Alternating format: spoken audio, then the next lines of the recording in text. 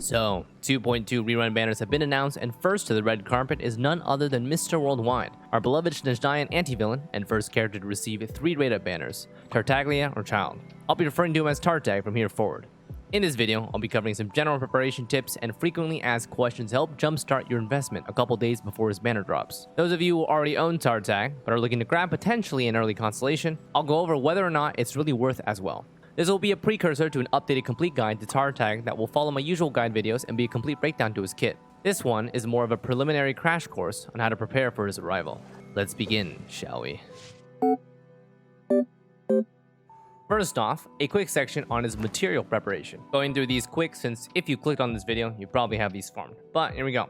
For level 80 and level 90, you'll need 26 to 46 Oceanid boss materials, 100 to 168 Star Conchas, around 30 of each Fatui's insignias, 300 to 420,000 Mora. And for his talent materials, about 20 more of each of the Fatui insignias, Mondstadt Freedom Talent Books, Foul Legacy Shards from Tartag Weekly for level 7 or higher. In my opinion, cost-efficient investment stops at 80 out of 80, ascending to 90, but not leveling all the way to level 90 out of 90, so staying at level 80 out of 90 is worth for the hydro damage bonus increase. Talent-wise, pretty simple. Elemental skill first, then elemental burst, and then normal attack. Elemental skill and burst are worth investing to level 8 or higher.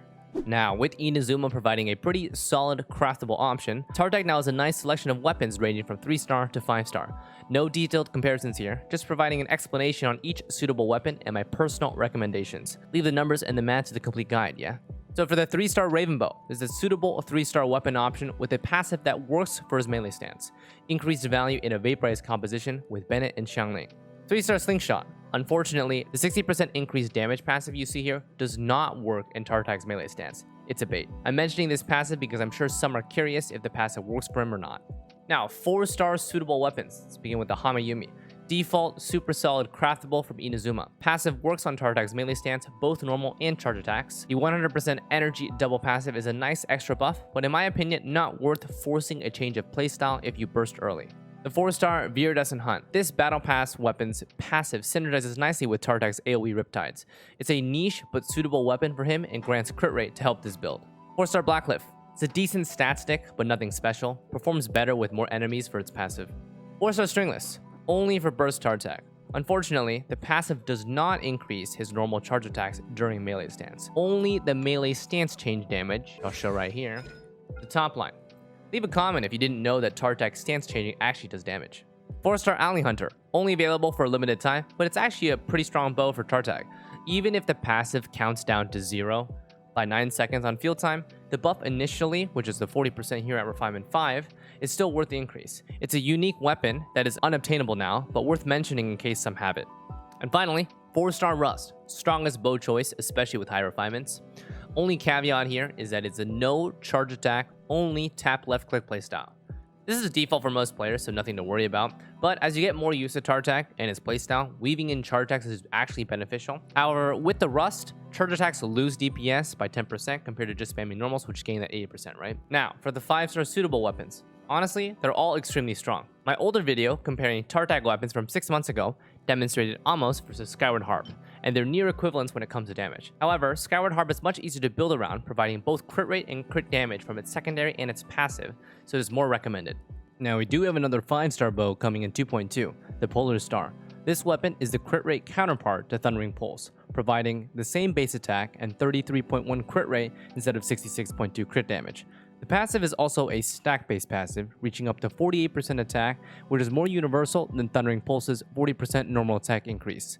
The elemental skill and burst damage increase is extra for Tartag, and based off my intuition of how Stringless works, the elemental skill increase will only be for stance change and Riptide damage, not the actual attack multipliers. I would say with max stacks, Polar Star and Thundering Pulse are nearly equal, differing less than 5% damage output with variable builds.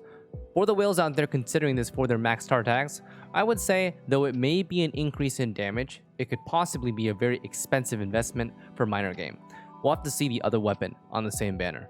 Now, when it comes to pre-farming artifacts, Tartag has a common question. This is Trimmer. I have Shimanawa's pieces lying around from farming for Raiden.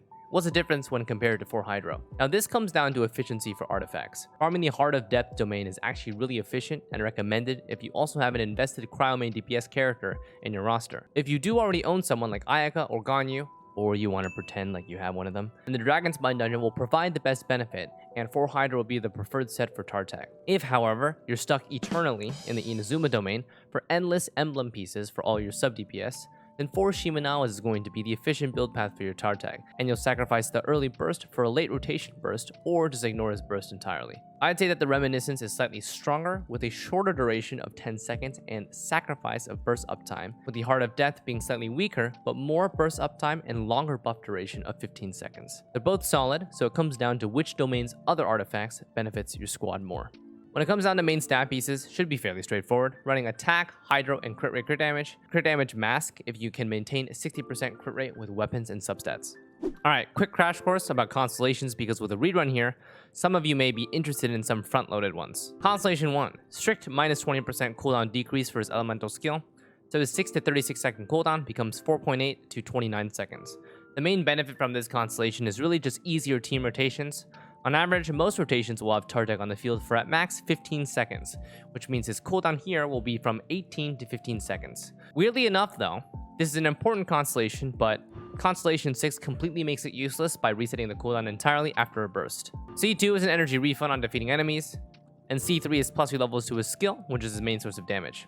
If you do manage to commit C4 Tartag or higher, keep in mind his Riptides at C4 can make rotations for maximizing nuke vaporizes more complicated. In all honesty, if you guys are going for Constellations, I wouldn't say any of them are particularly game-changing besides C6. And finally, let's get to team building. So for team building, we're going to hone in on 3 of his strongest compositions and work from there. More detailed breakdowns in the guide video. First is his Vaporize composition. This is a Tartag plus Xiangling plus Bennett plus any Anemo Viridescent Venerer team, focused mainly around Bennett buff into a Xiangling and Tartag dance of fire and water. Vaporize increased damage will mostly be occurring from Xiangling reverse vaporizing Tartag's Hydro application, but it honestly depends on the setup and formation of enemies. No matter what though, either of them vaporizing will be large sources of a damage increase. If you do have C4 Tartag, keep in mind that Tartag's Hydro application will be much higher with those Riptides happening, so it'll mostly be Xiangling doing the reverse vaporize. Second is his Taser Electrocharge composition. So this is Tartag plus Beidou, plus 1 more Electra, most often this is Fischl or Raiden, plus a buffer or Anemo Viridescent Venerer or crowd control. This composition performs best against AoE groups of mobs rather than single target, taking advantage of Beidou's burst bounces and Tartag's Riptide procs. Double Electro is here to assist energy particles for the Electro sub DPS. Thirdly is his Freeze composition. This is Tartag plus 2 Cryo, a 4-star Rosaria, Kea, or Diona, or a 5-star Ganyu Ayaka, plus an Anemo crowd control typically. This composition sacrifices damage a little bit to control the enemies and makes for easy groupings and AoE crowd control. And those are my general preparation tips around Tartag. Let me know how this style of video was in the comments. We covered Ascension stuff, weapons, artifacts, team building, and an extra section on Constellations. This hopefully will be a shorter but solid lead-in to the actual updated guide video. If you enjoyed the video, don't forget to like and subscribe. It's free and really supports the video on my channel. I regularly post a mixture of guides and personable content to the channel, so if you like what you see here, feel free to check out my other content. As always, thanks for watching, and we'll see you on the next one. Take care.